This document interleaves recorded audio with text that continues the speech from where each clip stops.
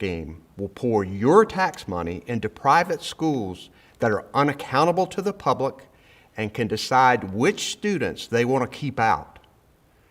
They want to expand private school vouchers so that anyone, even a millionaire, can get taxpayer money for their children's private academy tuition.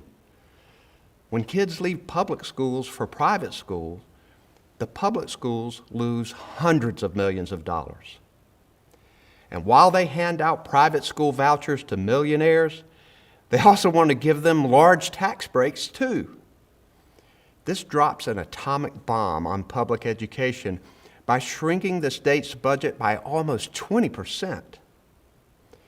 Public school superintendents are telling me they'll likely have to cut schools to the bone, eliminate early college, AP, and gifted courses, art, music, sports, if the legislature keeps draining funds to pay for private schools and those massive tax breaks. The chance to fix our teacher shortage will also evaporate if the legislature chooses corporations over classrooms. We have more than 5,000 teacher vacancies in kindergarten through 12th grade classrooms, leaving tens of thousands of students without a qualified educator. Our students deserve good teachers. That's why instead of tax breaks for rich folks and private school vouchers, I proposed a pay raise of 18% over the next 2 years, because our teachers deserve better pay and more respect. But the legislature wants to give them neither one. In fact, the Senate has given veteran teachers a $250 raise spread over 2 years. $250. That's a slap in the face, and it'll make the teacher shortage worse. Tax giveaways to the wealthy also harm our youngest learners. Families and businesses across the state have called for strong investments in early childhood education. But so far, the legislature is turning its back on children, parents, and the businesses that want to hire those parents by shortchanging pre-K, Smart Start, and quality child care. Our strong state economy is built on strong schools at every level. Smart investments in education work. An official report said students recovered dramatically from pandemic learning loss in North Carolina. And it's because we invested $5 billion in federal dollars to pay for additional teachers, tutors, and summer school.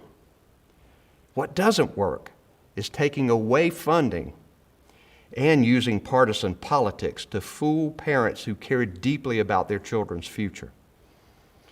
Not satisfied just to starve public education, the Republicans in the legislature also want to bring their political culture wars into the classrooms. If they get their way, our State Board of Education will be replaced by political hacks who can dictate what is taught and not taught in our public schools.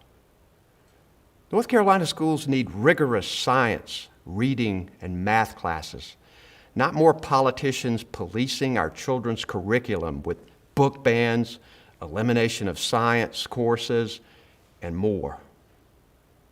Put together, these ideas spell disaster that requires emergency action.